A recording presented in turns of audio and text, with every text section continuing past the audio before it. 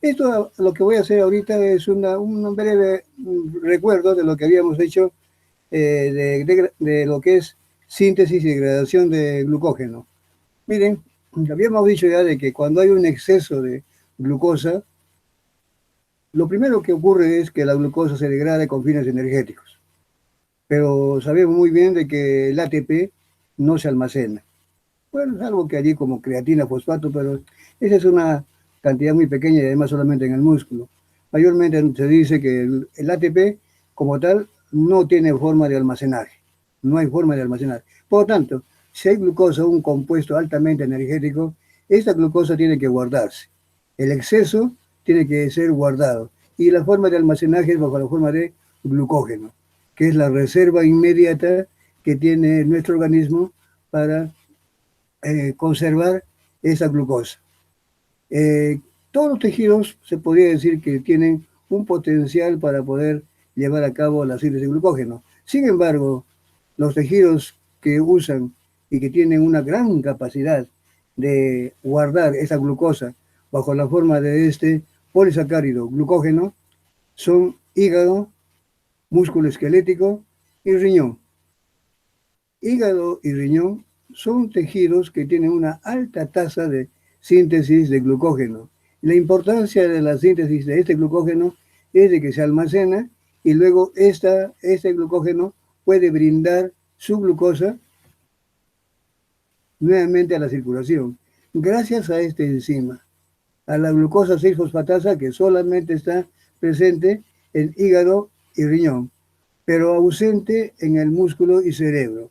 Por lo tanto, si acabo de decir que uno de los tejidos muy activos en cuanto a síntesis de glucógeno es el músculo esquelético, pues esa glucosa que se almacena allí no puede ser para mantener la glicemia, es para consumo propio, ya que no tiene esta enzima. Al no tener la enzima, no hay capacidad, no hay la forma de que esta glucosa pueda salir. Recordemos de que la glucosa fosforilada, esta presencia de fosfato, automáticamente la hace impermeable a la membrana. Entonces, mientras no haya esta enzima, glucosa no puede salir. Y justamente la glucosa que quedó como glucógeno en el hígado y riñón sí tienen la capacidad de poderla brindar a la circulación y mantener la glicemia para otros tejidos. Sin embargo, en cambio, músculo y cerebro no tienen esa capacidad. El cerebro se puede decir que no tiene mucho almacenaje de glucógeno, pero el músculo sí es una de las cantidades mucho, es un tejido que almacena mucho glucógeno, pero para consumo propio. No lo puede brindar para mantener la glicemia. Esto entonces habíamos dicho de que esto ocurre a través, todo lo que es síntesis, es comandado, supervisado bajo el dominio de lo que es la insulina. Ahora, ¿qué ocurre cuando hay un momento en que ya se cesa de ingresar glucosa? En ese momento se activa la relación insulina-glucagón, se invierte ahora a favor de glucagón y adrenalina. Y bajo ese mando, bajo esas circunstancias, ya entramos en un ayuno. Se puede decir primero el ayuno fisiológico, entre comida y comida. Entre comida y comida, la glucosa, nuestra glicemia no se altera, se mantiene. La pregunta es, ¿y quién la mantiene principalmente? El almacén a corto plazo. ¿Quién es? El glucógeno.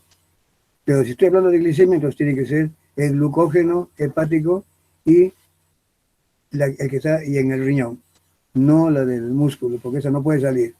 Pues entonces, bajo esas circunstancias, el, el glucógeno, se activa una enzima llamada glucógeno fosforilasa y una enzima T ramificante y comienzan a trabajar en sentido contrario. Es decir, a proporcionar ahora glucosa 1-fosfato, la cual por acción de esta fosfoglucomutasa se convierte en glucosa. Si estamos hablando en el de hígado y riñón, pues gracias a la enzima glucosa y fosfatasa puede salir glucosa y mantener la glicemia. Si es que hablamos de músculo, pues realmente también ocurre lo mismo, se activan, pero esta solamente puede llegar a glucosa y fosfato para consumo energético propio. Eso es lo que habíamos visto antes, entonces no nos olvidemos y que todo eso está sujeto a un estricto control. Ahora, de eso justamente era lo que quería hablar. Bueno, en esa aquí está la glucogenina, como les había mencionado, que es una proteína dimérica que tiene restos de tirosina, que almacena que aquí pueden unir hasta 5 a 8 restos de glucosa que sirven como un cebador y que la propia glucogenina en un inicio los incorpora. También a partir de este UDP glucosa, que es la forma como la glucosa se va a ir incorporando, no solamente aquí, sino también a toda glucosa que está presente en el glucógeno. Una vez que está allí presente, la glucógeno sintiasa, que es la enzima que es activada por insulina, va a comenzar a añadir sobre estos 5 u 8 restos de glucosa, por este extremo que estoy señalando, llamado no reductor, uno a uno, la cadena, uno y uno glucosas.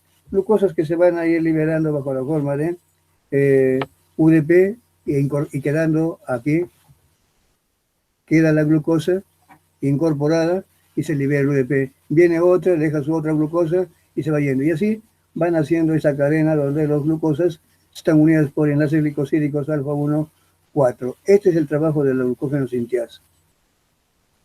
Pero esto no puede seguir así. Cuando esto crece entre 10 a 12 restos de glucosa, viene la enzima auxiliar, una enzima llamada ramificante, que de esa cadena corta una mitad o una porción y la introduce y la coloca en un enlace glicosídico alfa 1,6 más interno. Y así, esa cadena que ahora ambas quedan cortas, comienzan a ser añadidas en 1 más 1 más 1 por la glucógeno sintiasa. Nuevamente, cuando esto crece entre 10 a 12, se detiene y participa la ramificante. Y así van naciendo 1, 2, 3, 1000, 10, decenas, centenares, miles de ramas que caracterizan a la estructura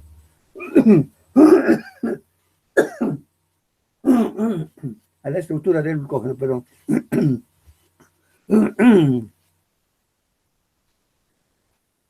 Lo contrario ocurre cuando viene el ayuno.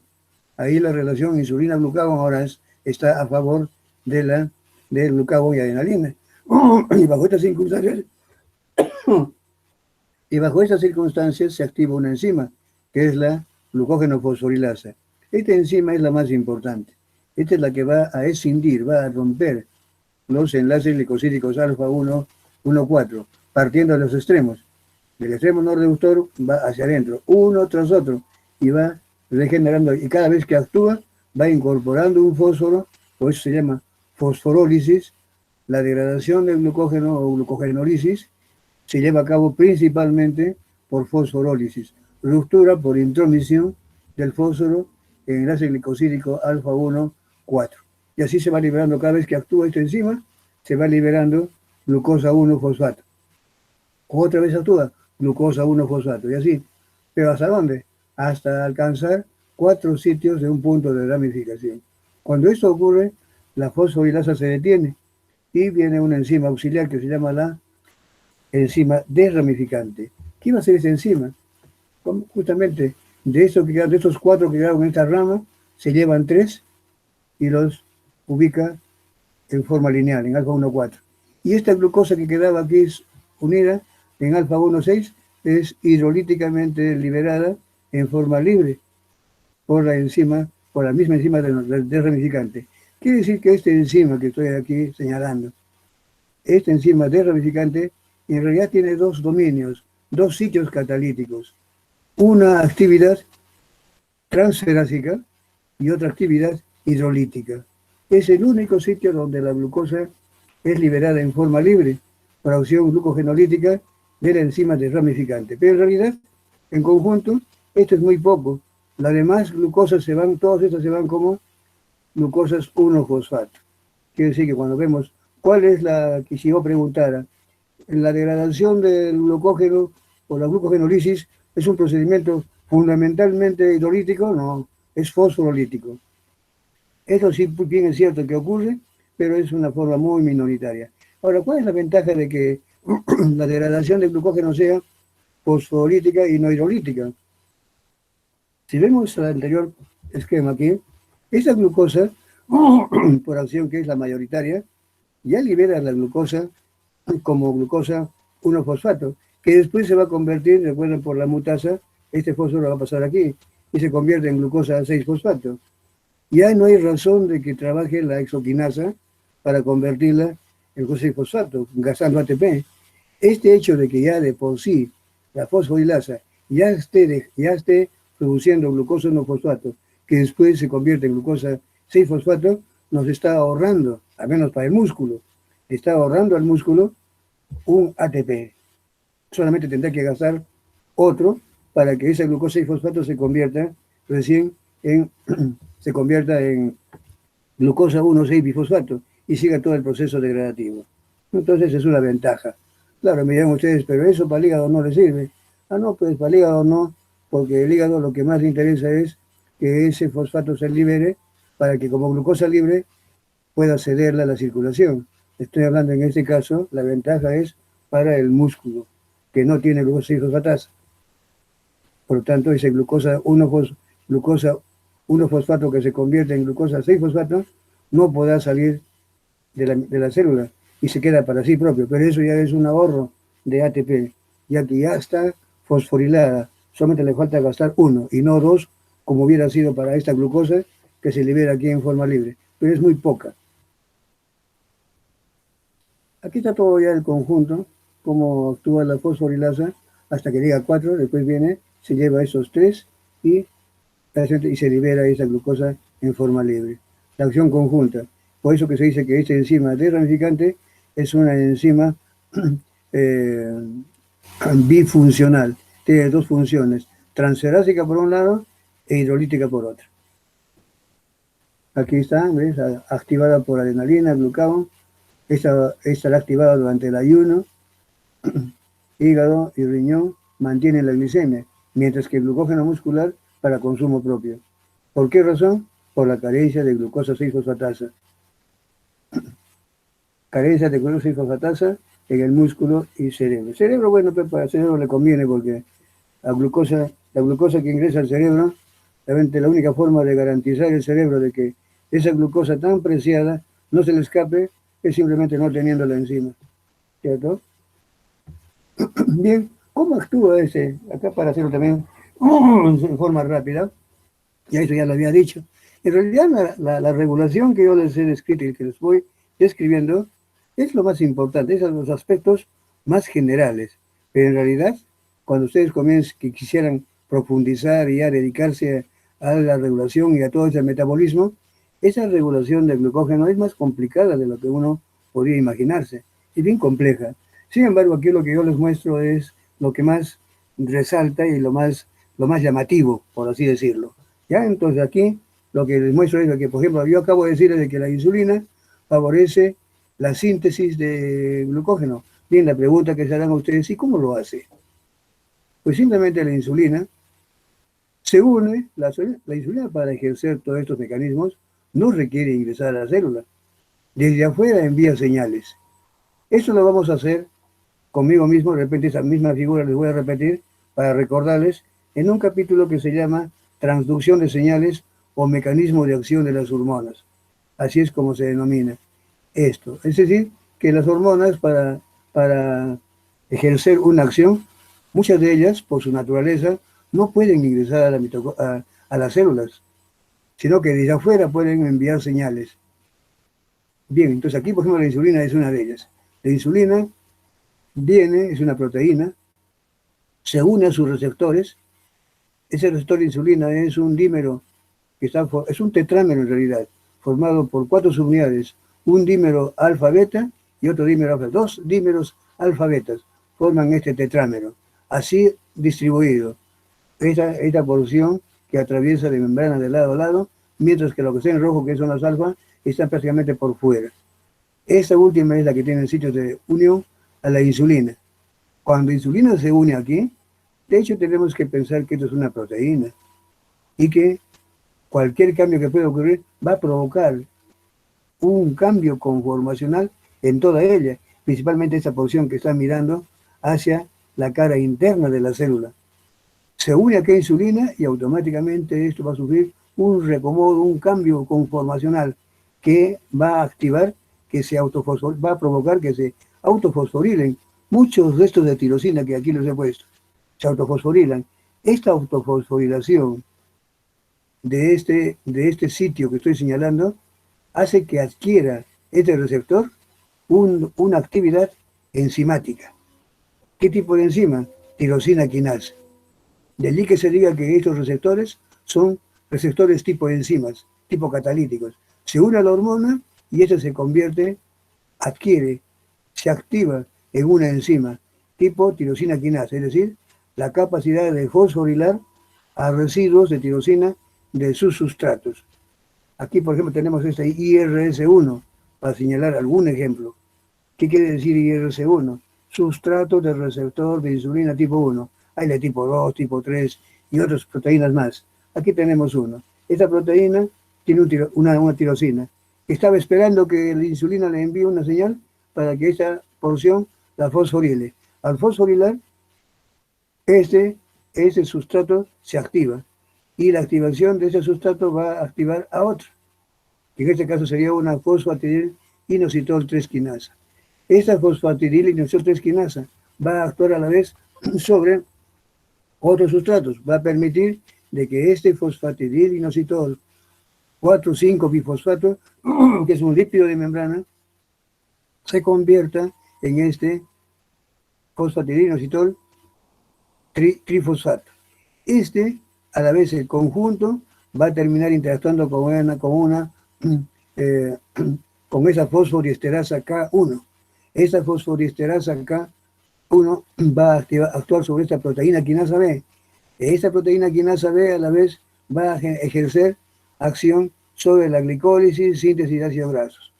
O más directamente, como estamos viendo acá, esta proteína quinasa B, que es a la vez haciendo todos esos caminos, activando una, esta activa la otra y esa la otra, y termina activando a una proteína quinasa B. Esta proteína quinasa B, a la vez, ¿qué cosa es lo que va a hacer? ¿Cómo es que la insulina va a favorecer la síntesis de glucógeno? La glucógeno sinteasa, para ser activa, tiene que estar desfosforilada. ¿Y cómo se garantiza esta si estuviera fosforilada? ¿Cómo haría esto?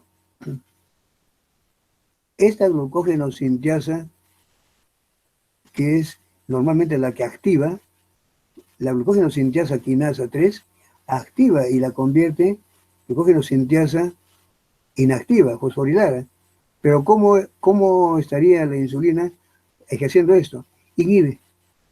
Con esa proteína quinasa B, prácticamente insulina está inhibiendo a la glucógeno sinteasa quinasa de activa, la está inhibiendo para convertir, o sea, la fosforila, y al fosforilar a esta quinasa, la inhibe.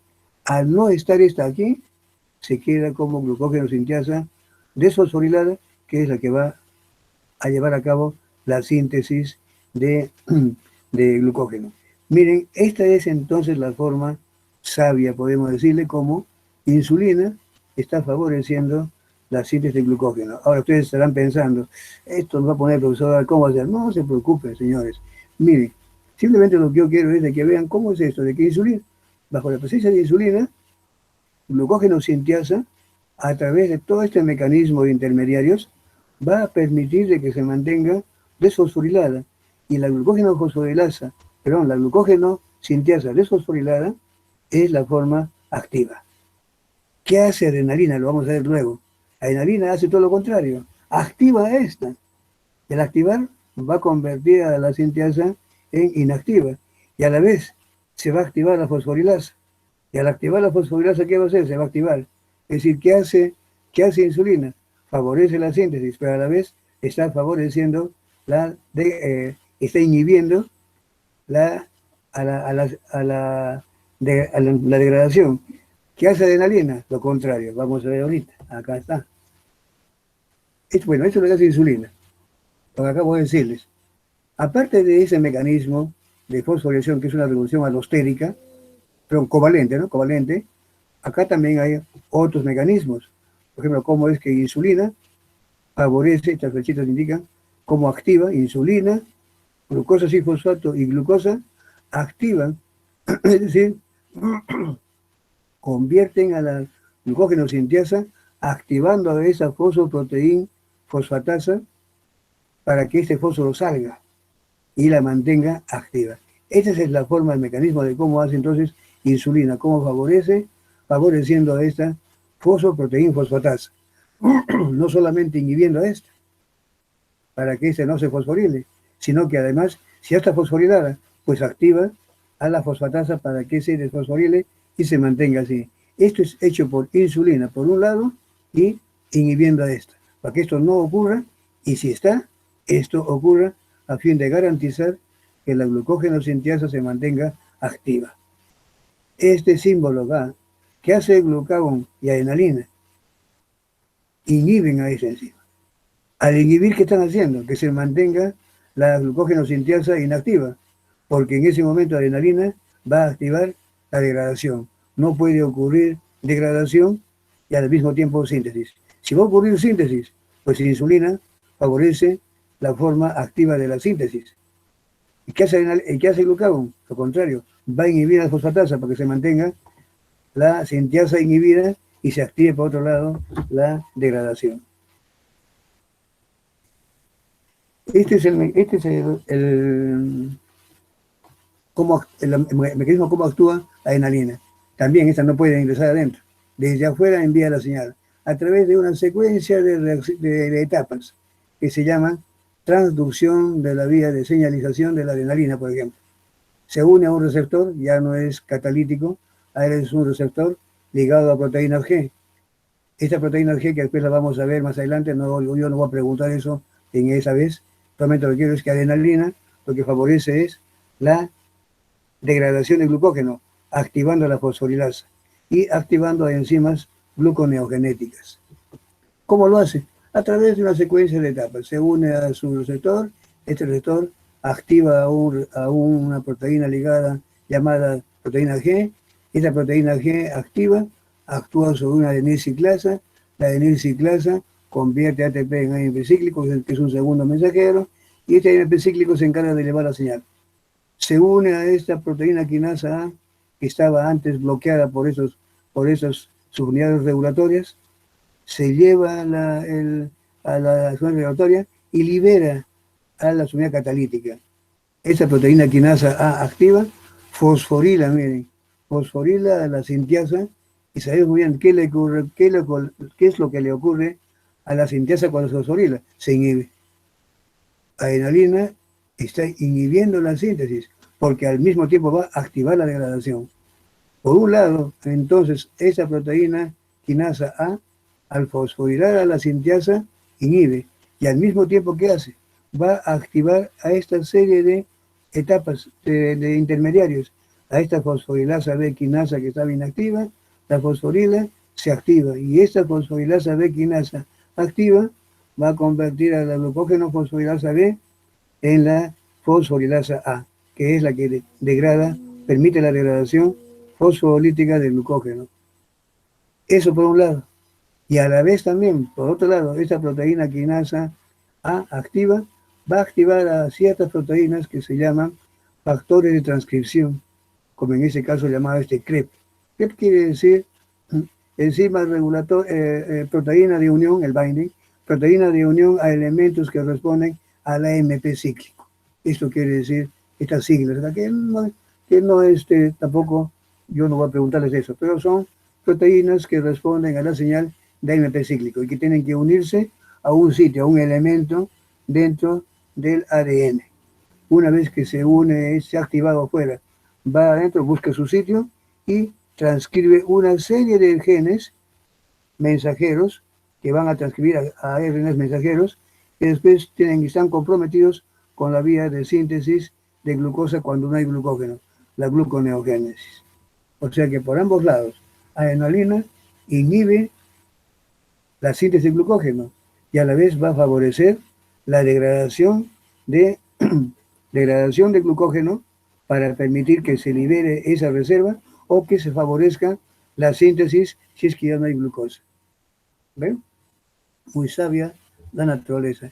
También hay otro mecanismo, aparte de este receptor que hemos puesto aquí. Este es un receptor beta adrenérgico y este es un receptor alfa 1 adrenérgico, que también usa proteína G como intermediario, pero aquí la que va a trabajar ya no es la subunidad, vean también aquí, es la alfa, pero ya no con AMP cíclico, sino activando una fosfolipasa C. Esa fosfolipasa C va a actuar sobre este lípido de membrana que es el fosfatidilinositol 4,5-bifosfato y la va a desdoblar en el inositol, o sea, el IP3 inositol trifosfato y el diacilglicerol, que va a actuar sobre esta proteína quinasa K que requiere de calcio. Pues este IP3 viene aquí, apertura esos almacenes de calcio que están en el ciclo endoplásmico, liberan calcio, calcio que va a activar esta proteína para que esto siga ocurriendo, y otra porción viene y se une a todo este complejo. Complejo que es de la llamada glucógeno sintiasa, glucógeno fosforilasa quinasa, que trabaja con calmodulina y requiere calcio. Esta es otra forma secundaria también de activar, que la adrenalina activa la glucogenólisis. Miren, se une acá y favorece la fosforilación de la enzima, permitiendo que se degrade el glucógeno. La más importante es la del beta-adrenérgico, pero también alfa-1-adrenérgico, también en la que está ya comprometida el calcio y la calmodulina. Ya no hay ANP cíclico aquí. Son otros de los mecanismos. Finalmente también les había hablado de que hay enfermedades que están en las que, claro, son muy raras por si acaso, ¿eh? No, eso no. De repente ustedes en su desempeño como médicos nunca se van a topar con un caso de glucogenosis, como puede haber. Hace unos años, o hace el año pasado, se encontró en el Perú un caso, que es muy raro, lógicamente. ¿Ya? Miren, reportar eso realmente es un hallazgo grande.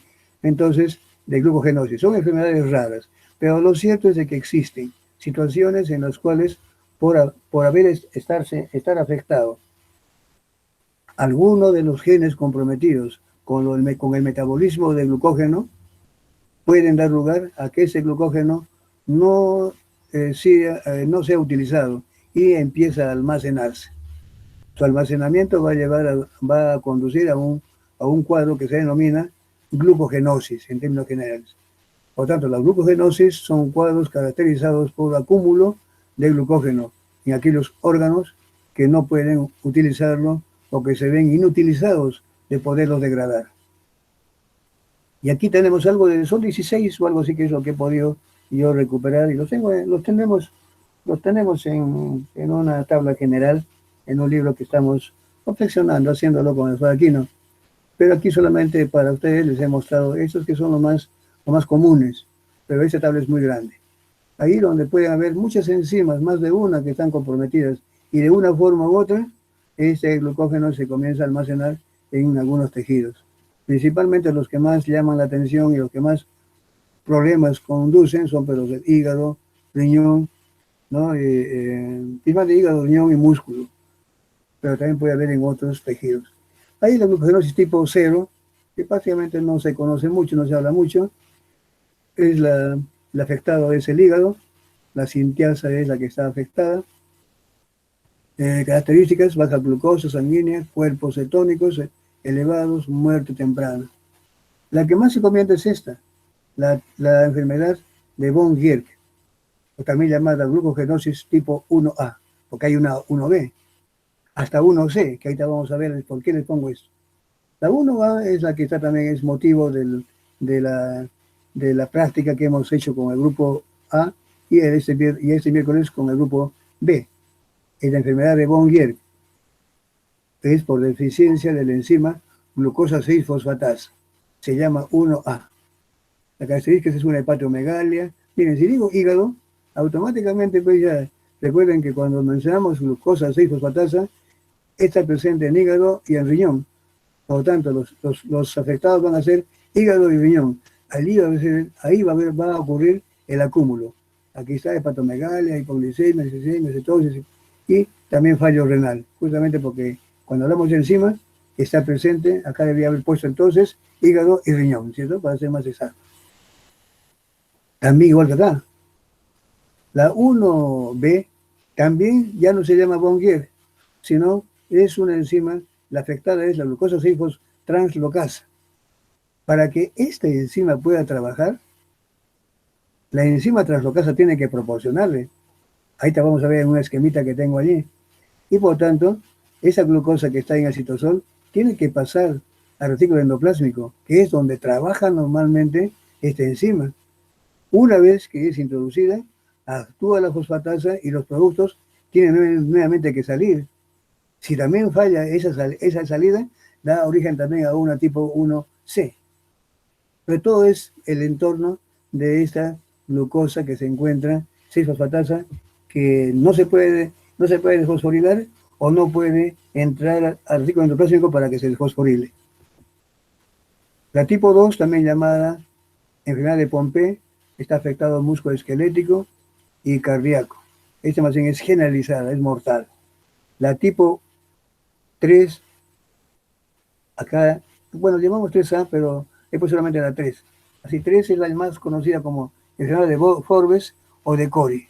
La ausencia de la enzima desramificante. Afectados, hígado, músculo esquelético y cardíaco.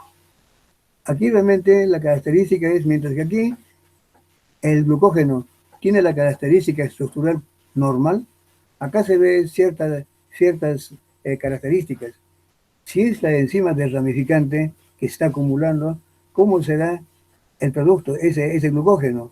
A no sea desramificada. Entonces quiere decir que la enzima fosforilasa cortó hasta 4 puntos de un sitio de ramificación.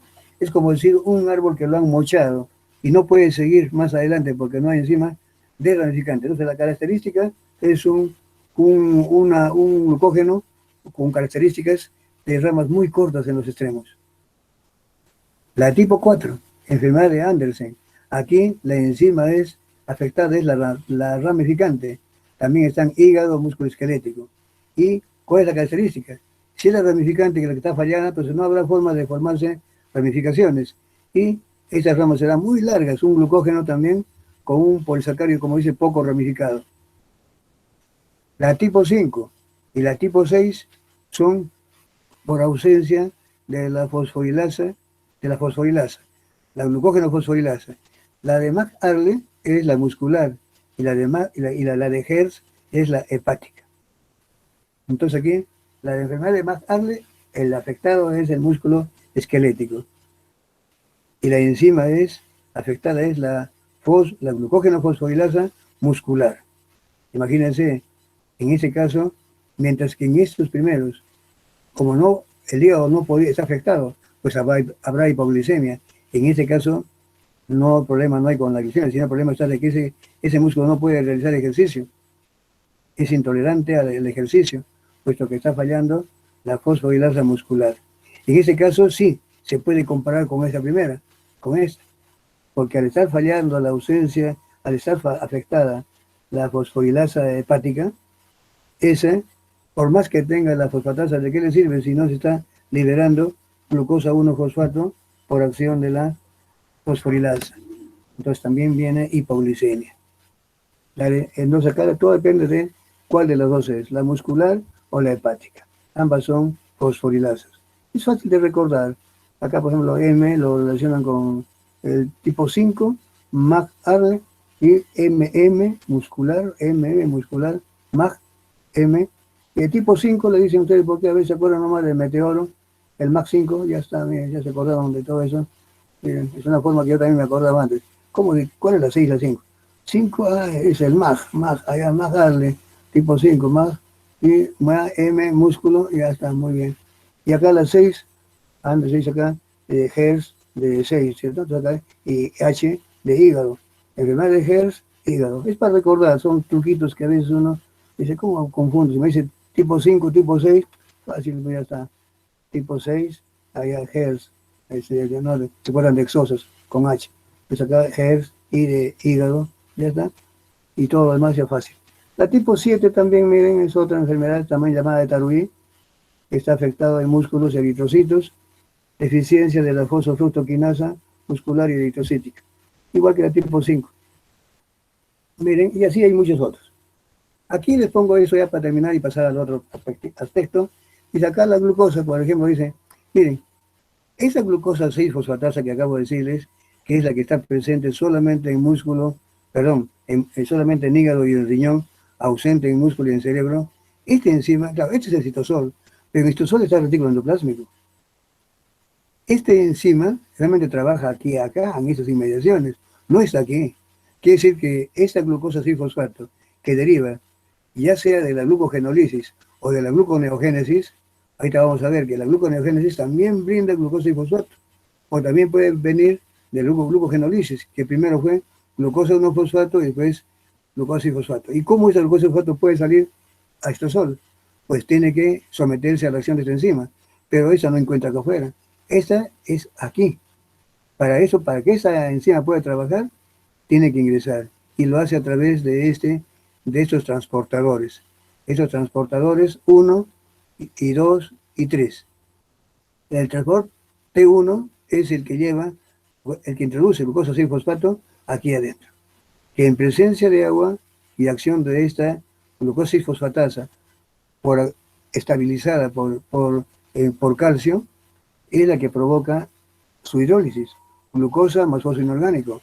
Ahora esta glucosa que está aquí formada tiene que salir y recién así GLUT2 puede liberar del hígado y también lo propio será con el fósforo.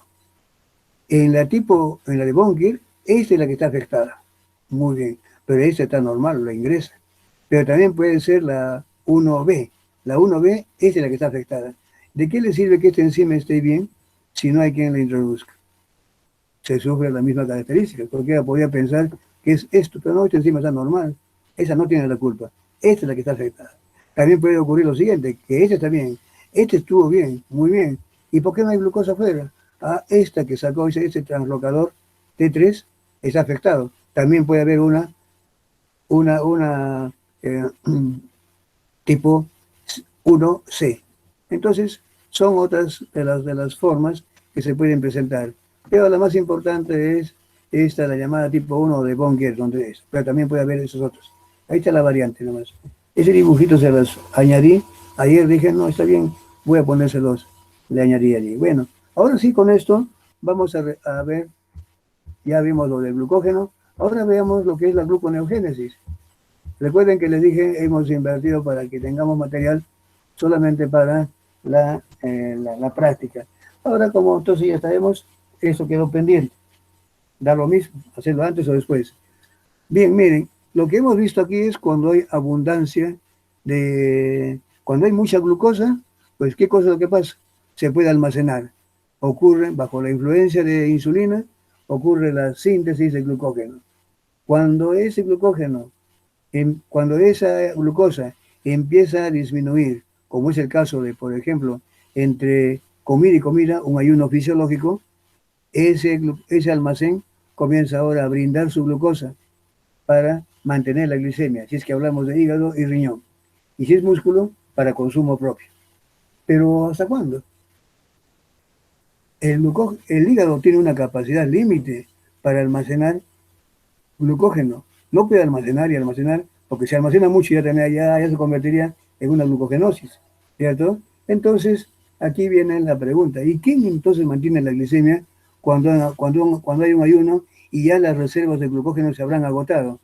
Pues también tenemos la capacidad de poderla sintetizar a partir de otros compuestos. Proporcionarla ya no a partir de el glucógeno, sino a partir de una síntesis propia que puede brindarnos glucosa. Esto es lo que se denomina la gluconeogénesis, que quiere decir glucosa, síntesis de glucosa a partir de compuestos o sustratos que no son glúcidos. Claro, con algunas excepciones. Entonces, la síntesis, bueno, yo puedo decir, la conversión de fructosa en glucosa se podrá llamar gluconeogénesis, no puede, porque glucosa en un solo paso puede convertir en glucosa por una isomerasa. O la conversión de almidón en glucosa podrá ser gluconeogénesis, no puede ser un glúcido, simplemente se va a fraccionar y nos va brindando glucosa. La degradación de glucógeno que nos brinda glucosa será gluconeogénesis tampoco. Entonces, tiene que ser de compuestos que no están asociados muy directamente o estrechamente a los carbohidratos, salvo algunas excepciones, donde hay más de una enzima implicadas. Entonces aquí, por ejemplo, tenemos, la mayoría, por ejemplo, tenemos acá, ¿quiénes son estos sustratos gluconeogenéticos? Aminoácidos. Esos aminoácidos, ¿todos se dan glucogenéticos? No. Hay aminoácidos que pueden brindar glucosa. Estos reciben el nombre especial de aminoácidos glucogenéticos. Algunos de los 20 tenemos una buena proporción que pueden llegar a glucosa. Bueno, creo que son 18. Dos, excepto dos, que se convierten solamente, por un lado o por otro, en acetilcoenzima A. Y acetilcoenzima A, como ustedes saben, acetilcoenzima que puede derivar de ácidos grasos o de otros compuestos, tienen ¿cuántos carbonos? Dos. ¿Cuántos carbonos entonces se ingresan al ciclo de Krebs? Como acetilcoenzima ingresan dos. ¿Cuántos se abandonan? Dos. Entonces quiere decir que se va como, entran dos y se van dos. No hay nada que pueda regenerar oxalacetato. Por lo tanto, todo compuesto que se degrade hasta acetilcoenzima A no podrá llegar hasta oxalacético. Y si no llega hasta oxalacético, no puede llegar a glucosa. El oxalacético acá, como ven ustedes, es un punto importantísimo cuando hablamos de la gluconeogénesis. ¿Y quiénes pueden brindarlo? Aminoácidos. ¿Aprovechándose de quién? Del ciclo de Krebs, que entran bajo forma de intermediarios y más adelante se van a ver convertidos en oxalacético. O ya bien con fines energéticos, o bien para ser desviados hacia la glucosa. Haciendo uso de estas etapas, que muchas de ellas son de la vía glicolítica, las que son fácilmente reversibles. También el glicerol que se libera, por ejemplo, en el tejido adiposo, cuando se hidrolizan las grasas. Los ácidos grasos van a tender a degradarse con fines energéticos. Pero el glicerol se va para el hígado y se pone a disposición de muchas vías. Entre ellos, también pueden servir para la síntesis de glucosa. Ingresan como intermediarios de la vía glicolítica. También el ácido láctico, no solamente el que viene de la glucosa, sino de otras sustancias. El ácido láctico lactato también puede llegar hasta ácido oxalacetato, y así, igual que el piruvato, convertirse en oxalacetato. Esto, o bien con fines energéticos, o bien desviarse hacia la síntesis de glucosa, según los requerimientos y estado fisiológico que vive la célula. Como ven acá, todos los intermediarios del ciclo de Krebs tienden a brindar oxalacetato, ya sea con fines energéticos o a ser desviados hacia la síntesis de glucosa. Ácidos grasos de número impar de carbonos también pueden estar comprometidos con intermediarios del ciclo de Krebs. Ojo, digo ácidos grasos de número impar. Vamos a ver, bueno, ustedes van a ver en próximos capítulos, ya cuando hagan esto, creo que como estar aquí, ¿no? Van a ver ustedes salir de que los ácidos grasos normalmente siguen una ruta, entre otras. Lo más importante es la llamada beta-oxidación. ¿Y qué hacen? En cada rueda, cada secuencia de etapas, que son 4 y 4, se van liberando 2 y 2 y 2 átomos de carbono. ¿Bajo la forma de qué? Acetilcoenzima A. Y acetilcoenzima A no tiene nada que ver con glucosa. Es para el ciclo de Krebs o para cuerpos cetónicos, pero no para glucosa. No es un sustrato gluconeogénico. Pero esos serán para los ácidos grasos de número par. Si yo tengo 16 carbonos, pues me van a dar 8 acetilcoenzimas A. Pero si yo tengo un ácido graso de 13 átomos de carbono, pues voy a tener, ¿verdad? Pues dicen, ¿no? Ustedes comienzan a ver, le quito 2, le quito 2, se quedan con 11, le quito 2, se quedan con 9, le quito 2, se quedan con 7, le quito 2, se quedan con 5, le quito 2, se quedan con 3. Todos los que se fueron con 2 se van como así con encima. Pero ¿y esos 3 de un ácido graso impar? Se llama propionilcoenzima A. Y el propionilcoenzima A sí puede, después de una serie de cambios, convertirse en un intermediario del ciclo de Krebs. Por ese cachito de 3 carbonos, los ácidos grasos de número impar, se dice que estos sí pueden ser gluconeogenéticos. Tienen la posibilidad, no quiero decir que necesariamente, tienen la posibilidad de llegar a glucosa. Son sustratos gluconeogenéticos. Acuérdense de esta figurita, que ahí también, de repente me inspiro y pongo una pregunta. Así de sencillo, miren, fácil. Bien, comencemos a ver la síntesis de glucosa a partir de piruvato. Hemos visto acá, miren, entre de ellos. Piruvato, que bien. Entonces, ¿cómo piruvato puede llegar a glucosa? Ah, mira ustedes qué fácil. Aquí ya lo veo, qué clarito, ¿no? Acá está. Esto prácticamente, si yo veo de acá, si yo parto de aquí para abajo, ¿qué cosa es? Ah, caramba, hasta aquí era bien parecida a la vía, ¿qué me dicen? Hasta acá era la vía licolítica. ¿Y qué ha pasado? Acá hay un poco de raro, pero acá esto me hace parecer mucho a la vía licolítica. Efectivamente, no están equivocados. Aquí la vía licolítica se está prestando para que dos piruvatos, así como glucosa se convirtió en dos piruvatos por vía glicolítica, ahora la pregunta es: ¿y cómo podemos llevar a glucosa? ¿Cuántas glucosas, cuántos piruvatos tendremos que necesitar para llevar a una molécula de glucosa? Si estos eran 3 carbonos, pues eran dos. Dos piruvatos necesitamos para que se conviertan en glucosa. Pero, ¿será el inverso de la vía glicolítica? No. Hace uso de algunas etapas de la vía glicolítica, las que son reversibles, las otras no. Por ejemplo, acá, si yo hubiera puesto fosfenol piruvato y de frente hago esta flechita en el citosol hasta acá, es la glicólisis, sí, sí. El fosfenol piruvato se convierte en piruvato y este después en lactato. Muy bien, glicólisis. Pero para que ocurra el sentido contrario ya no es lo inverso. Pareciera lo inverso, pero no lo es. Este piruvato, si quiere llegar a glucosa, pues los dos tendrán que ingresar a la mitocondria. Y una vez que están dentro de la mitocondria, estos dos piruvatos ahora se van a carboxilar por acción de una piruvato carboxilasa que requiere de CO2. Al decir de CO2, es una enzima que requiere de biotina. Y el gasto energético lo proporciona el ATP. Ese es el que da la energía. ATP. Si son dos, pues acá también entonces ocurrirá dos ATPs que se van gastando. Y todo esto, ¿qué resulta? Que el ácido pirúvico queda convertido en oxalacetato.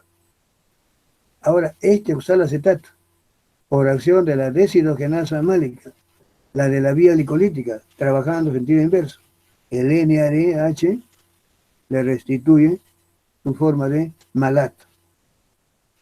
Este malato o ácido málico sale y fuera también existe otra malato de deshidrogenasa citoplasmática que hace el camino inverso. Toma este NAD de aquí y va a oxidarlo. Se oxida el malato a oxalacetato.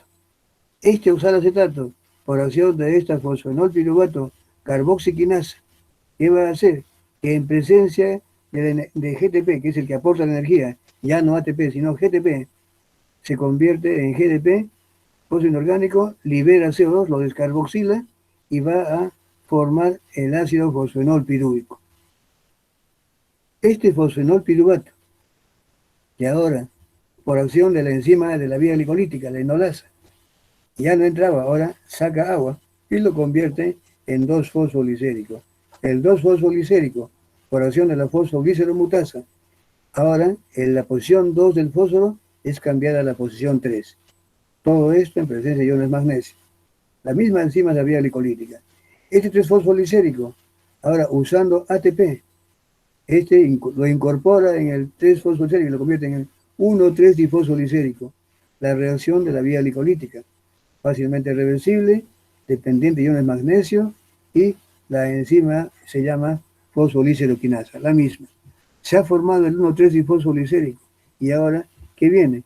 Acá hay una desfosforilación y una reducción.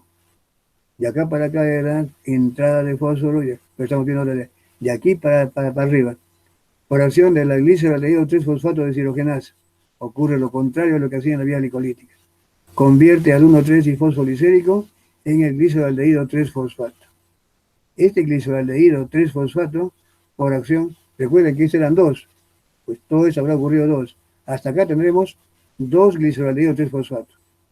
Uno de ellos se puede convertir en la dihidroxiacetona fosfato por acción de esta triosa fosfato isomerasa. Una vez que están los dos, la enolasa se encarga de unirlos, juntarlos. La aldolasa tipo A. Y la fructosa 1,6-bifosfato, acá 1,6-bifosfato, ahora sí, hasta acá no llegó. Hasta acá es lo mismo la vía glicolítica, lo inverso. Pero de aquí para acá ya no. Recuerden que esta reacción de aquí es irreversible. Igual de aquí.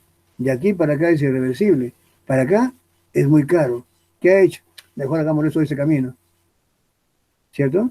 Pero decir, miren, claro, de aquí para acá tiene un delta G muy negativo.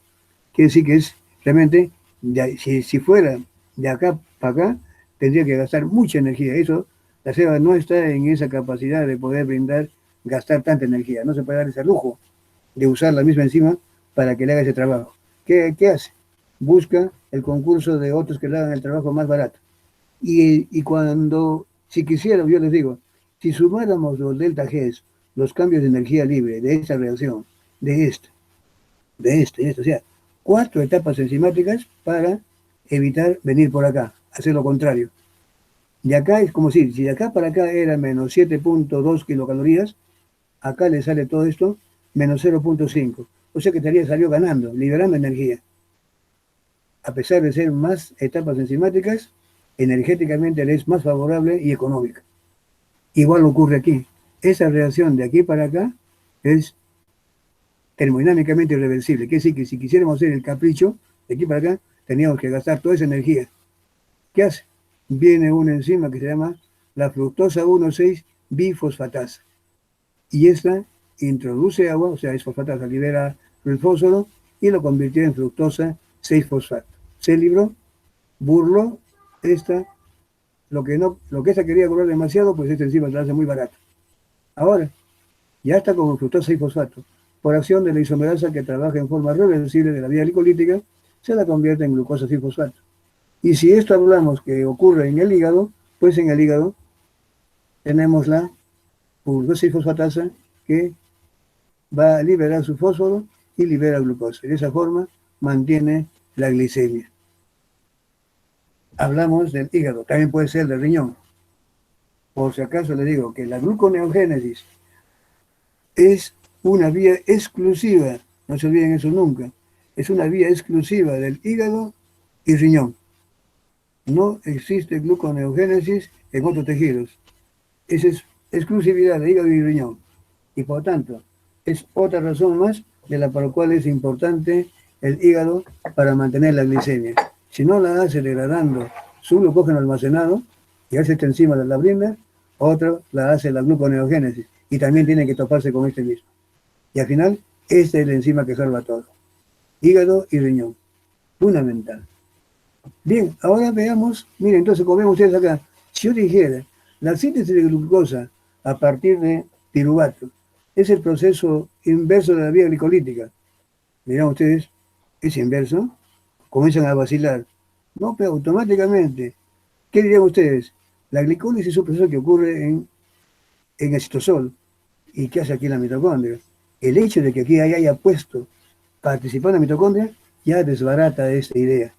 No puedo llamarle por esa razón inverso de la glicólisis. Otra razón, ¿cuántos ATPs produce la glicólisis? 2 ATPs, me dice, sea aeróbica o anaeróbica, 2 ATPs. Bueno, a ver, si fuera lo contrario, tendríamos que haber gastado 2 ATPs, vamos a ver si son 2. Acá tenemos 2 piruvatos, acá 2 ATPs. Acá son 2 GTPs. Y acá otros 2, 4 ATPs y 2 GTPs. ¿Cómo puedo llamar lo contrario? Si hubiera sido lo inverso, tendría que haber gastado, si se producen 2, tendría que ser 2 también. Y acá son 4 ATPs y 2 GTPs. 6 equivalentes de alta energía. No puede ocurrir. No puede ser eso. Entonces, además, en la vía glicolítica no le hemos mencionado a esta fosfatasa, no le hemos mencionado a esta 1,6-bifosfatasa, no hemos mencionado a esta piruvato carboxiquinasa, a esta deshidrogenasa, ni mucho menos a estas. Entonces, ¿qué hacen estas aliens? Eso también ya prácticamente invalida el término o el hecho, la idea de que por estar viendo aquí cierto parecido con la vía glicolítica al inverso, no es. O sea, aquí lo que estamos viendo es de que para que el piruvato pueda llegar a glucosa por gluconeogénesis, se requieren mitocondrias, se requiere de enzimas propias de la gluconeogénesis y también enzimas propias de ambas. Estas sirven para la gluconeogénesis y para la vía glicolítica, las vías fácilmente reversibles. ¿Ven? Eso es lo importante. Ahora veamos bien una cosa, también un detallito.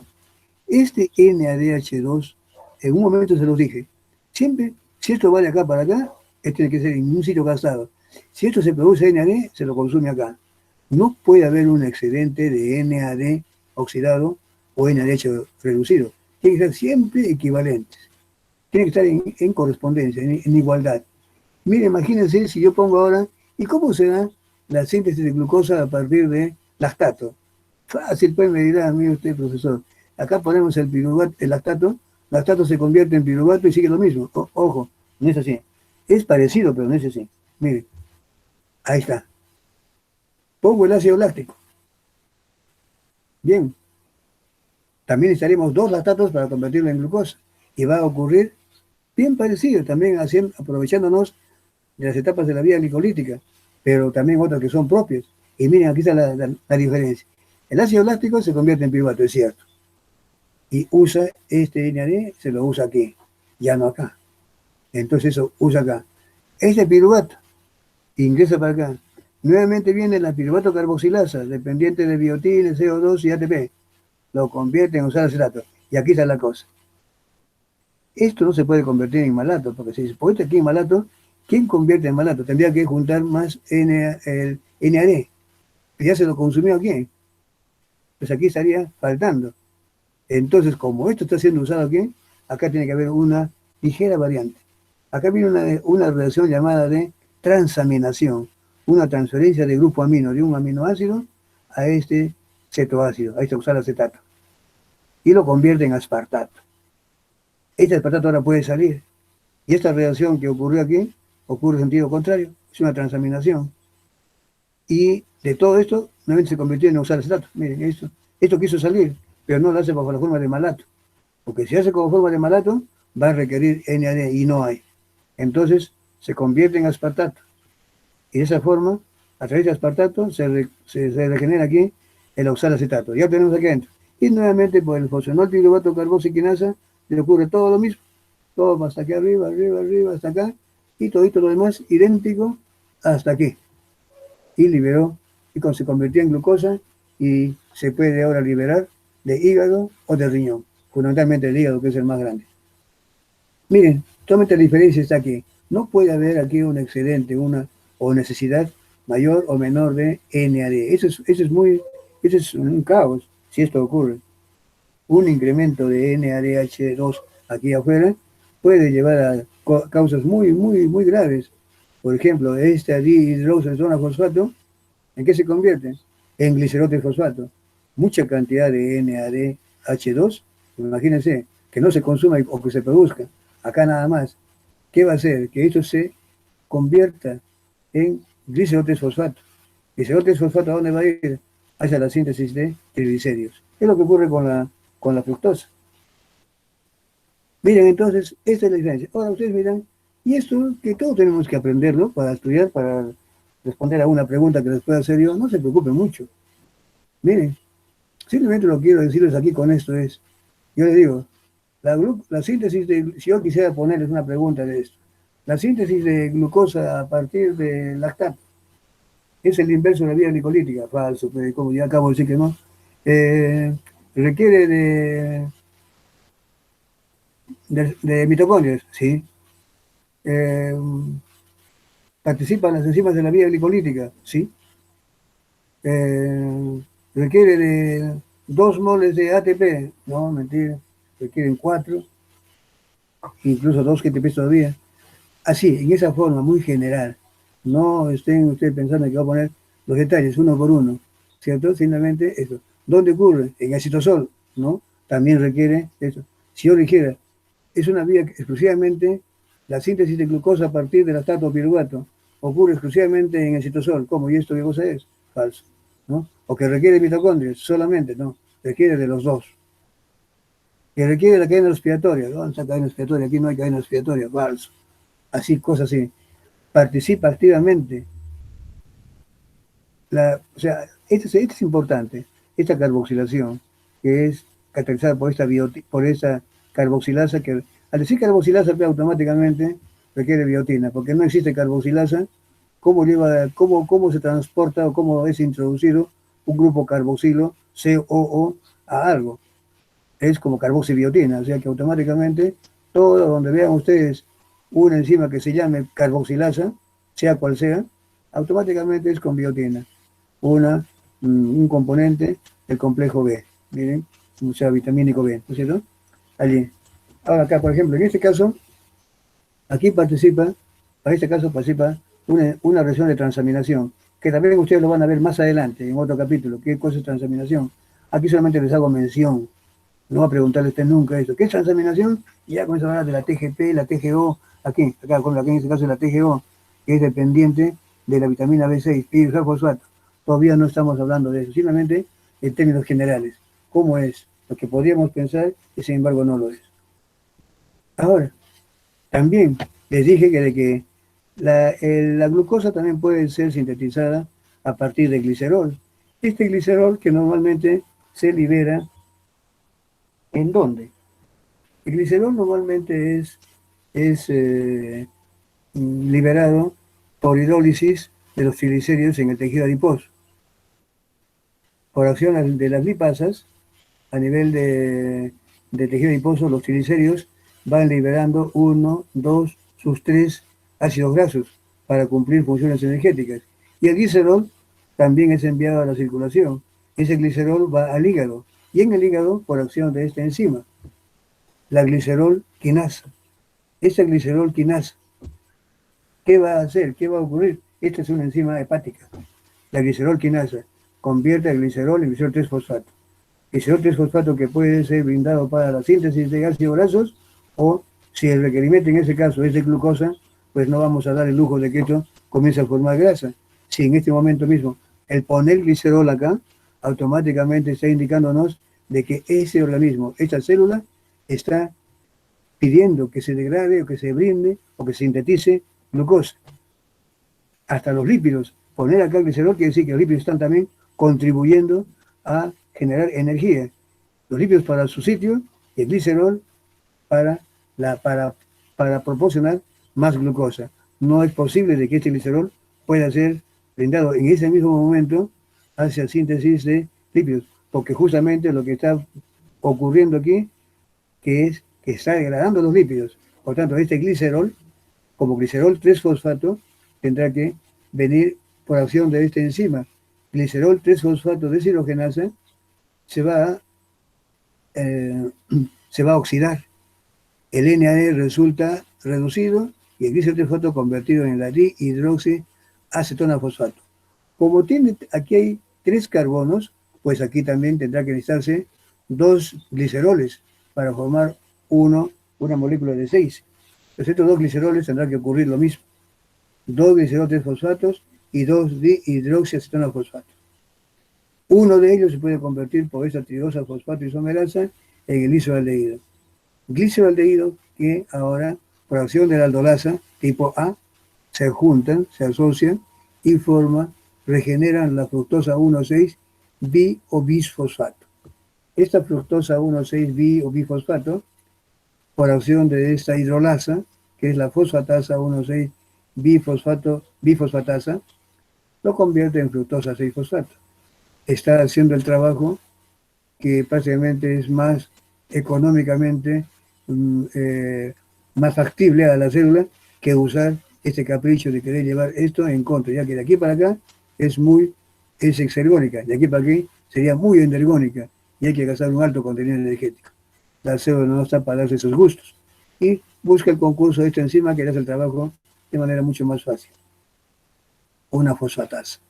La fructosa 6-fosfato formada así de esta manera, por acción de la glucosa fosfato isomerasa de la vía glicolítica, lo convierte en glucosa 6-fosfato. Y la glucosa 6-fosfato, ahora como ya saben, se introduce al retículo endoplásmico, se pone a exposición de la enzima glucosa 6-fosfatasa y libera glucosa, esta glucosa sale y luego, una vez en el citosol, haciendo uso de ese GLUT, es liberado. Todo esto ocurrió también en el hígado, pero a partir de glicerol, que tiene su origen de los ácidos, perdón, de los triglicéridos que se almacenan en el tejido adiposo. Aquí lo que decía hace un momento, síntesis de glucosa a partir de ácidos grasos de número impar de carbonos. Bien, acá entonces tenemos que ver lo siguiente. Esta síntesis de glucosa, como dije, los ácidos grasos de número impar de carbonos, mayormente, como ven ustedes, Los ácidos grasos de número par, todos se van a convertir en una llamada reacción oxidación de ácidos grasos, que es la más importante. Esto lo van a hacer con nosotros aquí, ¿no? Justamente pronto, en la siguiente clase que tengan. Entonces allí van a ver cómo los ácidos grasos también van a contribuir con energía, pero los ácidos grasos de número par, que son los más abundantes, eso sí, no puedo decir que no. Los ácidos grasos de número par de carbono son los más abundantes en la naturaleza. Los de número impar existen, pero son en menor cuantía. Sin embargo, están. Los ácidos grasos de número par de carbonos, al someterse a esta llamada beta oxidación de ácidos grasos, en estos procesos solamente se van a liberar acetilcoenzimas A. Y cuando digo acetilcoenzima A, es hablar de dos carbonos. Entonces, el ácido acético activado, es decir, ácido acético unido a la coenzima A. Eso se llama acetilcoenzima A. ¿Cierto? O sea, siempre que está un ácido unido a la coenzima A, se llama P activado. Por ejemplo, si son tres, será el ácido propiónico. Y si está con el coenzima A, propionil coenzima A. Es el ácido palmítico. Y está con la coenzima A, el palmitil coenzima A. Y así, si tengo el ácido butírico de 4 carbonos, con la coenzima A, butiril coenzima A. A eso, cuando ustedes escuchan la palabra propionil, acetil, todos son ácidos grasos activados, activos, con esta S echarita que le pongo ahí, que es una forma de simbolizar un contenido, un enlace rico en energía. Bien, como decía, los ácidos grasos de número par de carbonos, todos normalmente terminan convirtiéndose en acetilcoenzimas A. Y como acetilcoenzima tiene dos carbonos, cuando van al ciclo de Krebs, se van dos carbonos. Entonces, por tanto, no hay forma de que esos carbonos puedan estar como oxalacético y tener la posibilidad de llegar a la glucosa por gluconeogénesis. Pero ¿qué hablamos? ¿Qué ocurre cuando hablamos de un ácido graso de número impar? También le ocurre la beta oxidación, pero si bien es cierto que la mayoría se van como dos carbonos bajo la forma de acetilcoenzima A, pero al final, sea cual sea, siempre queda un cachito de 3 carbonos. Si ustedes tienen un ácido graso de 17, de 15, 13, 11, 9, siempre ustedes le van quitando 2, 2, 2, 2 y al final siempre va a quedar un cachito de 3 átomos de carbono que se llaman el propionil coenzima A. Todos los demás se fueron como acetilcoenzima para acá. No son gluconeogenéticos. Pero y esto sí puede llegar a generar energía o llegar a glucosa. Bien, ¿cómo así? Este propionil coenzima, que también lo van a hacer seguramente en el capítulo de metabolismo de ácidos grasos, este propionil coenzima A se carboxila, y si digo carboxilación, ya requiere biotina, gas el CO2 o bicarbonato, que es la forma fisiológica como se incorpora, CO2 o bicarbonato, en presencia de ATP, se va a convertir en el D-metilmalonicoenzima A. Acá se ha incorporado el CO2. Esto ahora se convierte de D en L. Simplemente un reacomodo. Eso pasa para acá abajo y se quedó convertido en ese compuesto. El L-metilmalonicoenzima A. Luego, por acción de una mutasa, este carbono que está aquí afuera, como satélite, CH, este grupo metilo, es incorporado aquí por una mutasa. Va a mudarla, va a cambiar de posición y la introduce dentro. Cuando esto ha quedado dentro, pues ya automáticamente tomó la forma de el succinilcoenzima A. ¿Qué es el succinilcoenzima A? Eso lo hace por de una mutasa dependiente de vitamina B12. Mire. Este succinilcoenzima A ya ustedes lo han escuchado. ¿Dónde lo han escuchado? Es un intermediario del ciclo de Krebs. Pues bien, esos carbonos que antes estaban como ácido graso, de número impar, bajo la forma de proponil, pueden brindar carbonos al ciclo de Krebs. Y si se incorporan por este lado, siguen para aquí su camino y pueden llegar a usar acético. Después, como usar acético, tiene para decidir. Si los requerimientos en el momento son energéticos, pues no tiene más que seguir degradándose. Pero si son exigencias de glucosa, pues, y si hablamos de hígado y riñón, estos pueden partir hacia la gluconeogénesis. Recuerden que los aldoestatos fácilmente se convierten en ese. O sea, ¿qué viene el aldoestato? Por acción de la fosfonal piruvato carboxiquinasa se convierte en fosfonal piruvato. Y ese además ya sigue toda la vía glicolítica. Entonces, este es un compuesto clave. Y por eso que también les había mencionado, qué importancia, qué otras funciones, aparte de la energética que más destaca al ciclo de Krebs, este ciclo tiene. El citrato, que es parte de este ciclo, puede ser brindado para generar, para proporcionar acetilcoenzima fuera de la mitocondria para la síntesis de ácidos grasos y colesterol. Que el acetilcoenzima puede servir como también sustrato, puede ser dirigido hacia la síntesis de grupo hemo, para la síntesis de muchas hemoproteínas. Que el ciclo de Krebs también se presta, que a través de varios puntos, como son alfa-cetoglutarato, succinilcoenzima A, fumarato, malato, citrato, muchos aminoácidos pueden ingresar, o también aminoácidos grasos de tipo de número impar de carbonos, para que estos puedan llegar a usar acético y decidirse, o energéticos o partir hacia glucosa. Miren, todo eso también tiene la función importante del ciclo de Krebs. Cuando hablamos aquí de acetilcoenzima A y que entra el ciclo de Krebs, no nos olvidemos, un hecho muy importante, que la acetilcoenzima A no solamente esperémoslos venir de la descarboxilación oxidativa del piruvato, eso es si es que queremos ver esa parte que es importante, pero también acetilcoenzima A la brindan ¿quién? Aminoácidos, y la brindan la beta oxidación de ácidos grasos. Por lo tanto, por ese hecho, podemos decir que el ciclo de Krebs no es una vía exclusiva de carbohidratos ni de glucosa, es el centro del metabolismo de carbohidratos, lípidos y proteínas. Proteínas digo cuando hablo de aminoácidos, ¿cierto? Entonces, miren, básicamente lo que a veces, cuando yo llevé el curso, hablo de tantos años atrás, no nos lo dijeron así, de esa forma. Miramos como una cosa totalmente aparte. Miramos como que era una cosa, la vía glicolítica era una, la cadena respiratoria era otra, ciclo de Krebs por acá, y todo abordarse en la cabeza nomás para no equivocarse.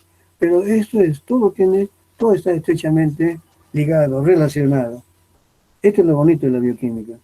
Todo tiene una lógica. Más acá, ya no vea.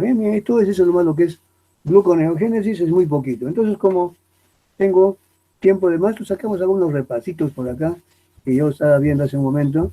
Dije, ¿a dónde voy a mandar un poquito más? Este cuadrito, miren, que justamente es lo que también ustedes seguramente lo van a discutir en su taller o examinar el caso clínico. Por ahí había una pregunta, por ejemplo, recuerden que la fructosa es realmente una de las vías, es uno de los edulcorantes más comunes que hoy en día se han presentado.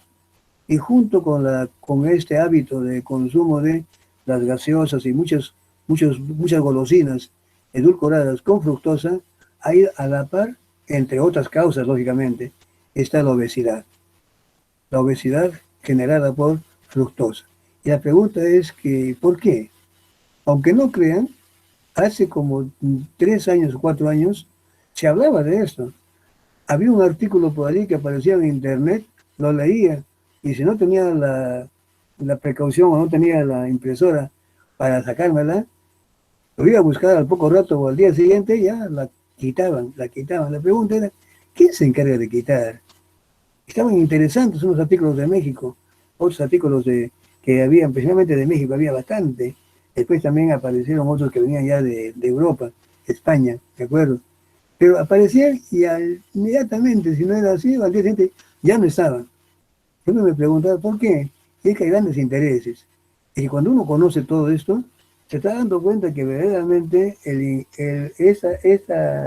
este hábito de consumo de las gaseosas, estas Inca-Colas, estas Fantas, estas Coca-Colas, todo eso pues son empresas millonarias, que realmente no les interesa de que esos edulcorantes que están allí presentes están conduciendo a la obesidad.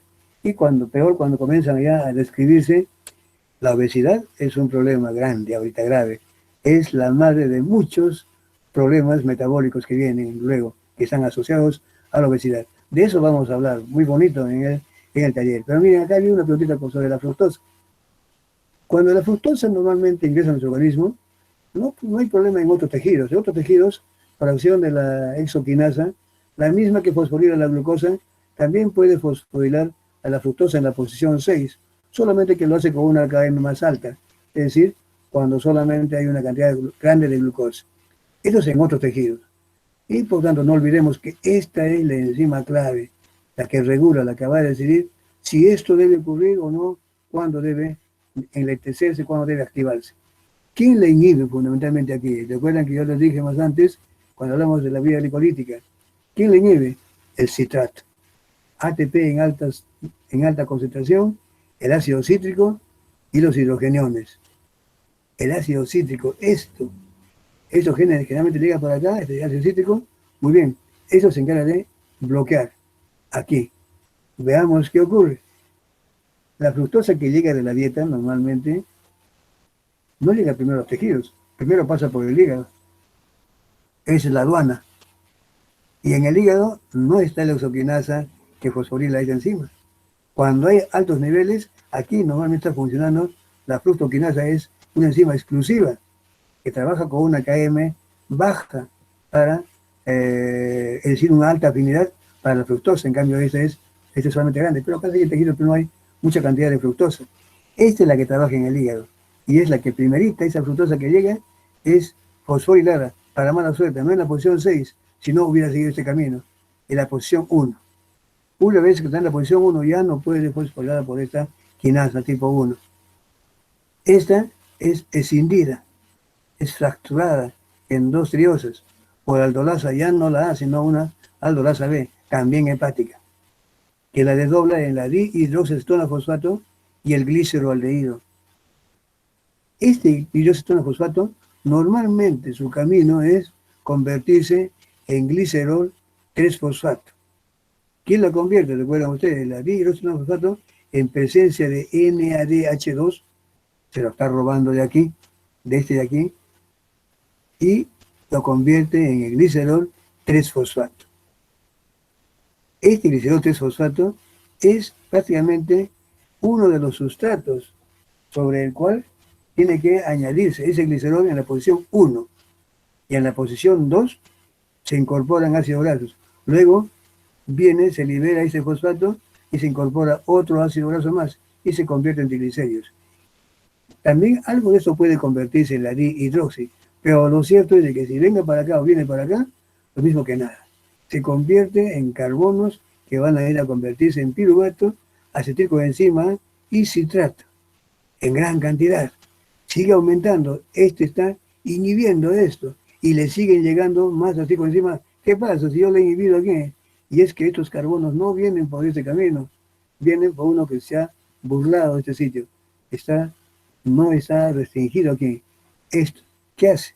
¿Sí que lo crees que tiene que ver? Brindarlo hacia citosol para ponerlo a servicio de esta citratoliasa, que también la van a ver ustedes pronto, como está aquí, ¿no? Y que es la que desdobla y lo convierte en acetilcoenzima, luego por una carboxilasa en el malonicoenzima, y se pone a disposición de todo un complejo enzimático que lo convierte en ácido graso, el palmítico, principalmente, de ahí todos sus derivados. Estos ácidos grasos se activan, se convierten en los derivados acil. Estos acil grasos coenzima comienzan a incorporarse uno tras otro a este glicerol 3-fosfato para producir triglicéridos. Aparte, que también este gliceraldehído 3-fosfato brinda gliceraldehído, igualito. Todos los carbonos que vienen de la glucosa no pasan por este filtro. Se vienen derechito, unos para el glicerol, para formar la columna vertebral de los triglicéridos, que son triacilgliceroles, y el citrato que va a dar los sustratos necesarios para que se generen ácidos grasos. En conclusión, ¿qué hace el consumo de fructosa? Que estos se acumulen como grasa. Eso es lo que está realmente ocurriendo. Entre otros casos, obviamente, ¿no? Esta es una de las causas de que por qué se forman triglicéridos. Un segundito, me están llamando.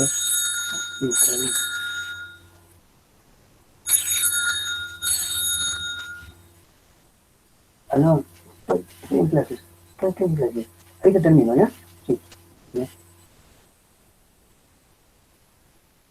Disculpe, era la secretaria del departamento. Miren, entonces, decía, esto entre otros, también hay que ver ya, y eso ya para ustedes, que esta fructosa tiene otras acciones entre estos. Por un lado esto, por otro lado, usted sabe muy bien que la glucosa tiene sensores que a nivel intestinal, a nivel del tracto intestinal, ya van emitiendo señales para que se generen, eso lo van a ver ustedes, no lo digo aquí, para, como el caso de la gremlina, todos esos compuestos que al final van a ir y indicar al organismo a nivel de hipotálamo y a activar el centro de la saciedad. Esto la fructosa no lo hace. Fructosa favorece el vaciamiento gástrico más rápido. Y de esa forma la gremlina o la grelina, ¿qué es lo que hace? A nivel hipotalámico le está señalando de que todavía falta y que siga ingiriendo más. Y allí que hasta incluso la fructosa se convierte en un agente que es realmente induce a comer más y más y más. También se ha visto que hay cierto mecanismo de adicción, también explicado bioquímicamente, de la fructosa, que los que toman eso seguramente hay una adicción, porque muchos dicen, no, la Coca-Cola tiene le ponen una droga, ¿sí? Que puede no, toda la gaseosa, y es por la fructosa en cierto modo también se ha visto que tiene causa adicción. Todo eso hace ver realmente de que el consumo de fructosa lleva a obesidad. Alguien por allí se va a preguntar, dice, le digo, ¿y entonces es malo comer frutas? Muchos le decimos a los niños que comen fruta, pero no estamos haciéndolo mal porque estamos induciendo a que sean obesos. Y que sepamos nosotros, nunca hemos visto a alguien que se nutre de pura fruta sea obeso. Al contrario, ¿qué está pasando allí? Si normalmente las frutas son las que con más fructosa tienen, unos más que otros. Albaricoques, duraznos, plátano, por ejemplo, ¿no? Que son los que más tienen, entre otros, lógicamente. Eh, ¿Y por qué? La respuesta es muy sencilla. Junto con el incremento de grasas, hay también la liberación de radicales libres. Y que estos son los proinflamatorios, cuando ya hay complicaciones. Pues realmente las frutas tienen para la buena suerte fructosa natural, pero que van casi siempre acompañadas de flavonoides y sustancias antioxidantes, como citratos, por ejemplo, el ácido cítrico, el ácido ascórbico, no oligocítrico, el ácido ascórbico, los flavonoides, entre muchos otros, los carotenos, todos ellos son agentes antioxidantes que van justamente neutralizando esta acción nociva que a la par también genera esta acumulación de grasa y por lo tanto no hay las características que uno esperaría encontrar cuando uno ingiere fructosa, pero comiéndola de fuentes naturales. Eso es, mira, hay muchos artículos muy bonitos, muy interesantes con respecto a lo que es el metabolismo de la fructosa. Y allí realmente, pero casi la mayoría son pues, si digo que hay alguna acción benéfica de la fructosa, hay que ver que la fructosa, cuando es añadida, fructosa extra, no me estoy refiriendo a la fructosa que está como alimentos, como en frutas, ya que estas normalmente no tienden a ello. Se ha descrito de que normalmente la explicación podría ser, así lo mencionan los autores, podría ser por el hecho de que hay una compensación, que esta fructosa en las frutas está acompañada por agentes que prácticamente no promueven la obesidad, y la obesidad o sus complicaciones, que es la acción antiinflamatoria generada a la vez por la presencia de radicales libres. Miren, todas esas cosas, entre muchas otras que las vamos a discutir, ya ustedes deben tener ya todo su arsenal. Hay un poquito más de tiempo para que ustedes puedan revisar estos artículos, estos aspectos, aquí solamente con respecto a lo que es la fructosa. Porque hablar de obesidad pues, realmente es un campo muy grande, que ustedes lo van a ver seguramente ya en sus cursos de fisiopatología, que es donde realmente más van a tocar. Nosotros solamente nos limitamos a poner a las pautas bioquímicas, ¿cierto? Y ustedes más adelante, fisiología por un lado, farmacología y finalmente también fisiopatología. Y allí van a comprender todo esto que estamos hablando aquí, pero ya en forma muy globalizada. Y cómo es el tratamiento, cómo debe tratarse hoy en día a una persona obesa, ¿cierto? Ya no como anteriormente se pensaba, que ser obeso es un reflejo de buena salud. Eso sería ya por los años 30, 40, máximo, ¿no? Donde se miraba que las personas gorditas, pues realmente eran, bueno, sí, las personas delgadas, pues eran un raquítico, un muerto de hambre, así le decían. Hoy en día no, es todo lo contrario. Ya se comienzan a tomar medidas ya más recientes, de estudios, que es lo que hasta en la actualidad se hace, ¿eh?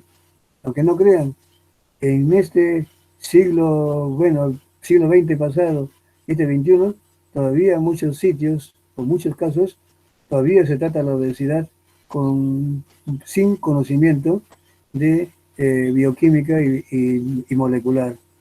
Pero ustedes ya están ya fácilmente en la vanguardia, ya están con conocimientos para afrontar estos grandes males. La obesidad es hoy en día una enfermedad, que es la causa y que deriva en muchas otras. Miren, eso respecto allí.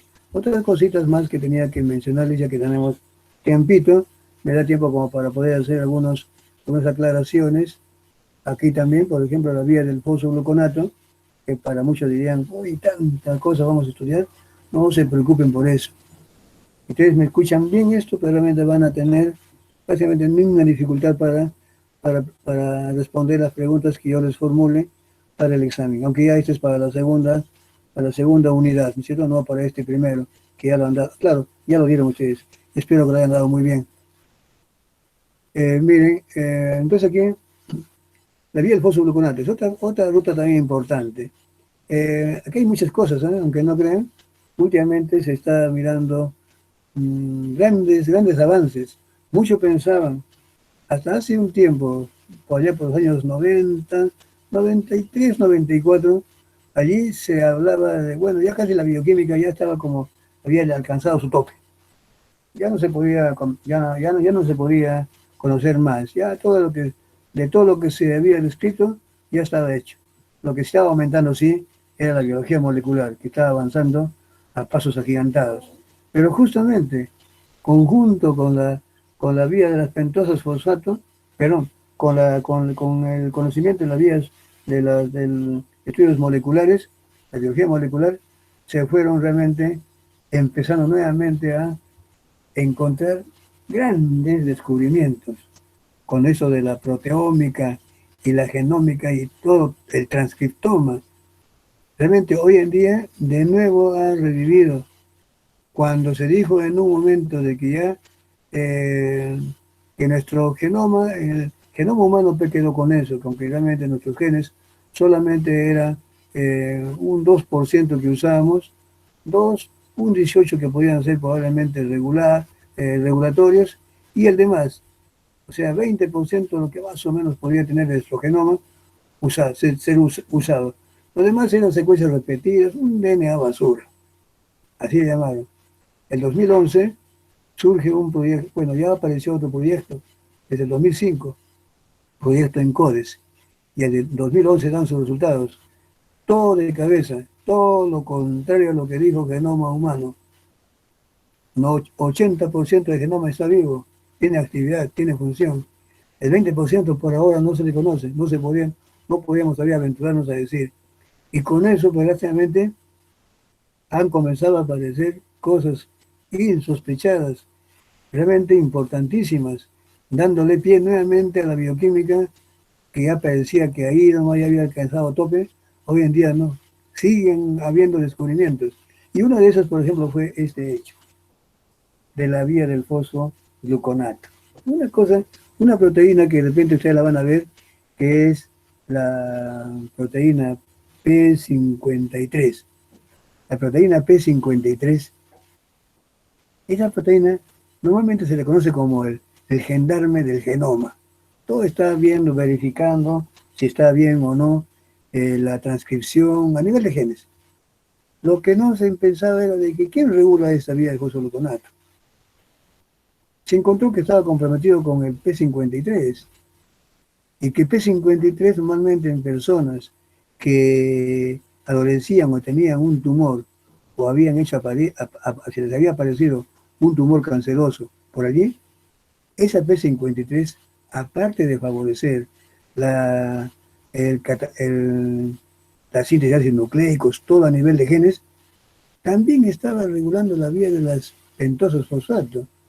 Y cuando se dio dónde, esta enzima, la glucosa 6-fosfato deshidrogenasa. La pregunta es, ¿qué hace acá P53?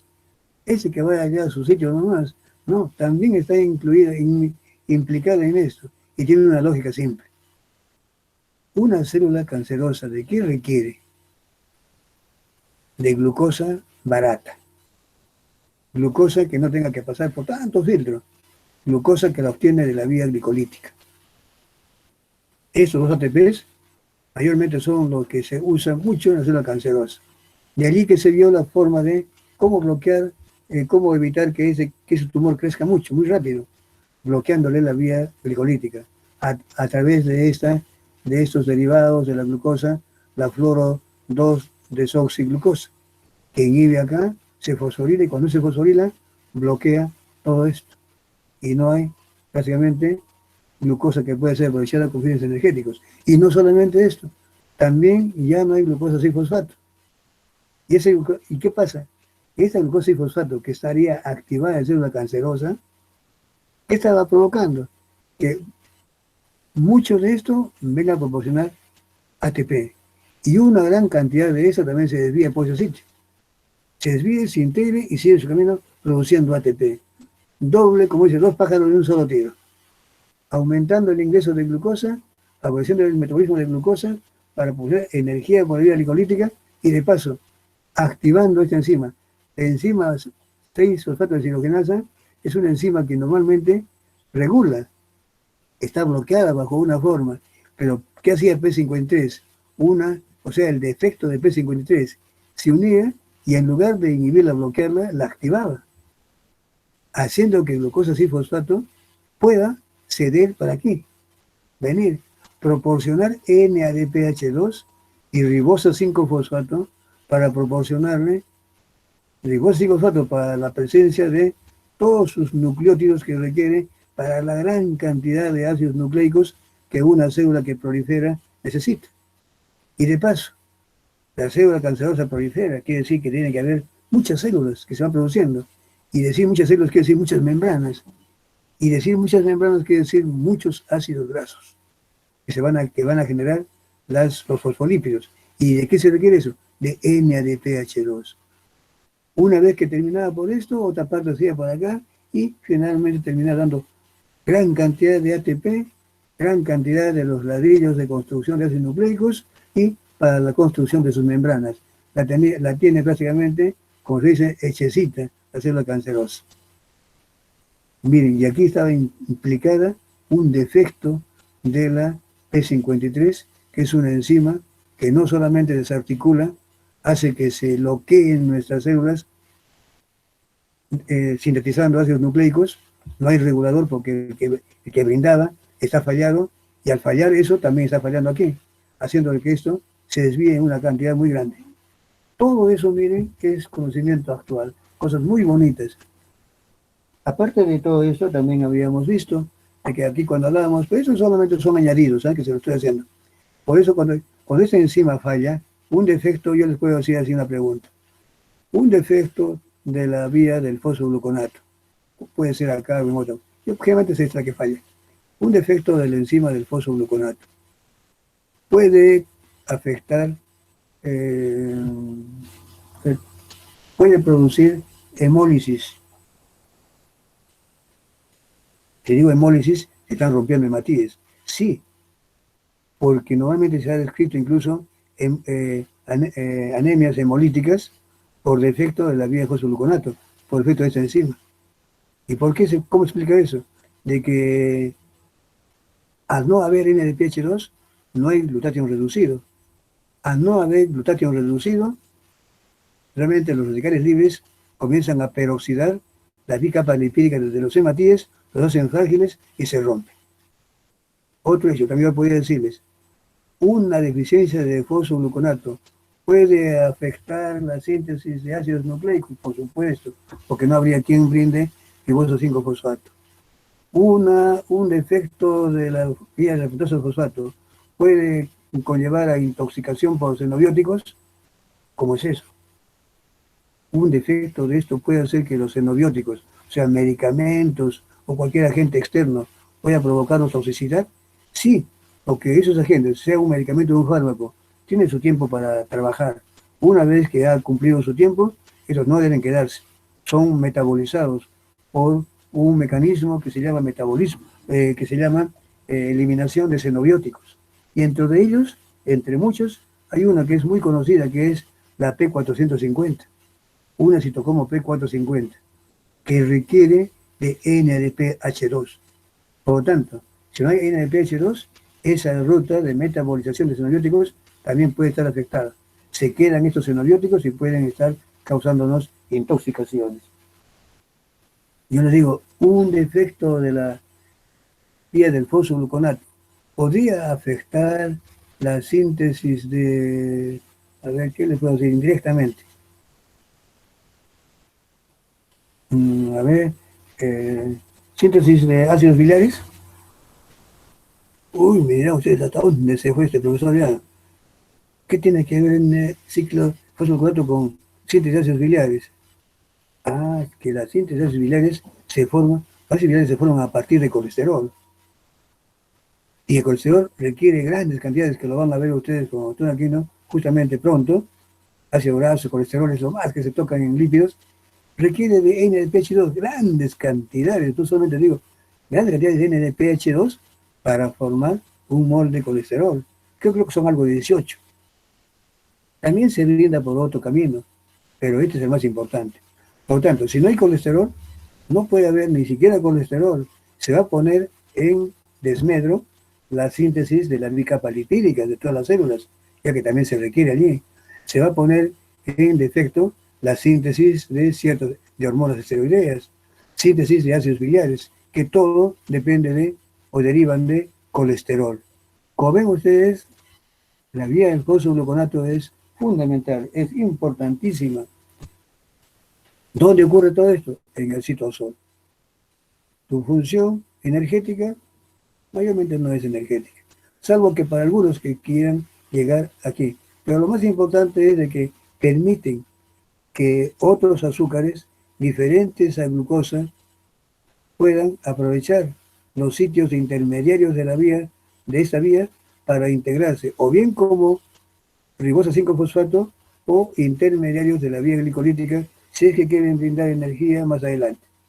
Pero lo más importante es esto que acabo de mencionarles, es decir, esos tres: NADPH2, ribosa 5-fosfato y ser un sitio de una ventana o puertas de acceso a otros carbohidratos diferentes a glucosa que también quieren participar en sus caminos degradativos energéticos. Miren, con eso creo, ya no los canso más, estamos llegando a la hora, así es como debe ser. Bien, entonces, también ustedes también están ahorita en un momento de exámenes, no se descuiden, por favor, no solamente dedíquense a un curso, a bioquímica, por más que difícil les parezca, todos ustedes tienen que cronometrar su tiempo, tienen que dosificar su tiempo, ¿bien? Entonces, dedíquense también, ya han dado un curso, ahora den otro, que les vaya muy bien, todo con calma, con serenidad, sin nerviosismos, y así vamos a ir bien. Miren, señores, les agradezco su atención. Más bien a los alumnos de mi grupo de prácticas, los espero a las 9 para hablar un poquito sobre lo que es investigación formativa, para darles algunas pautas, cómo vamos a hacer o cómo lo están haciendo. Ya, entonces, para mi grupo, los espero entonces a las 9, máximo será unos 20 minutos, para no quitarles mucho tiempo, 20, sí, para no quitarles mucho tiempo también, ustedes tienen que dedicarse, están en semana de exámenes, y no por eso también los puedo aprovechar. Miren, nada más les digo entonces, cualquier cosita, siempre pregunten, háganmela llegar sus dudas, por favor. Ya estamos para ayudar.